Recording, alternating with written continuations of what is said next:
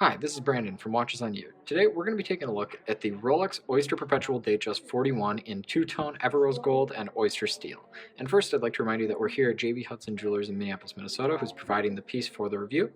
And I'd also like to remind you we'll be leaving links in the description to Hudson's website, to Rolex's website, where we'll link to this specific watch, and our channel store. And please check out our channel store and hopefully make some purchases on there. It does support the channel so we can keep bringing content like this to you.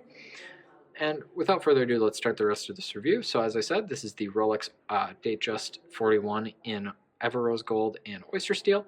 And this watch is it's pre-owned, but it's the very modern version. I mean, the condition on this is pretty much perfect. I haven't actually found a scratch on it at all.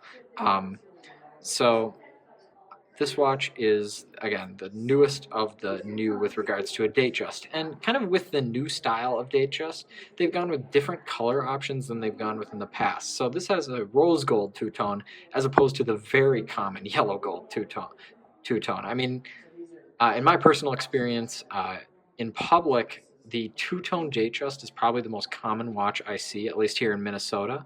And I think the addition of the two-tone with the rose gold is kind of a cool addition that makes someone who buys this watch a little bit more unique than the many other people that have Oyster Perpetual Datejusts in yellow gold two-tone. So we'll go over kind of the movement of this watch. So it's got a 3235 movement, which has an incredible 70-hour power reserve. This is well above the 48-hour kind of mark that I like to have in my watches. And I really kind of appreciate them putting that in this watch. 70 hours is quite an achievement, and also as an achievement, this watch is COSC certified, like all modern Rolexes. So it has an accuracy of plus minus 2 seconds every day, and that's very accurate. That's more than you'd ever need.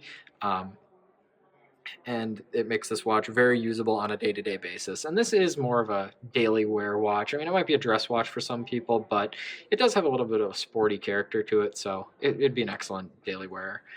Going over kind of the other case finishes, so we have both brushed and polished finishes. You have the center links in Everose Gold are polished, and then the kind of side links on the bracelet are brushed. And on the case, you have brushed surfaces on the case back as well as the actual back of the case, and then the majority of the case is actually polished, including on the fluted bezel, which reflects the light in a very interesting way, and it does draw attention to your wrist. And if you're kind of looking for a little bit of attention but you don't want too much attention that you'd get with like a solid gold watch, this may be the watch for you. I mean, it's a fairly formal watch, but again, it is a little bit sporty, especially given the 41 millimeter case size versus the 36. The 41 is more modern, and frankly I prefer it to the 36. Originally I thought it might be a little bit too big, but especially in the two-tone where you have kind of a lot going on the watch, I think 41 is fine.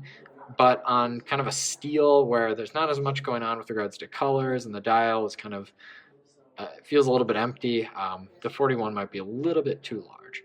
So now I'll try this watch on for a wrist shot, but first I'll kind of discuss the clasp here. So as you can see, the clasp is very high quality. It's much better than older pressed metal Rolex clasps. They've definitely made strides in this area, but it does not have micro adjust, so that is something to note. Whenever they update this watch, I kind of expect them to put micro adjust on all their bracelets, on all their clasps, and I think that'd be an excellent feature to add. But the clasp there's nothing really to complain about necessarily, so I'll try this on for a wrist shot.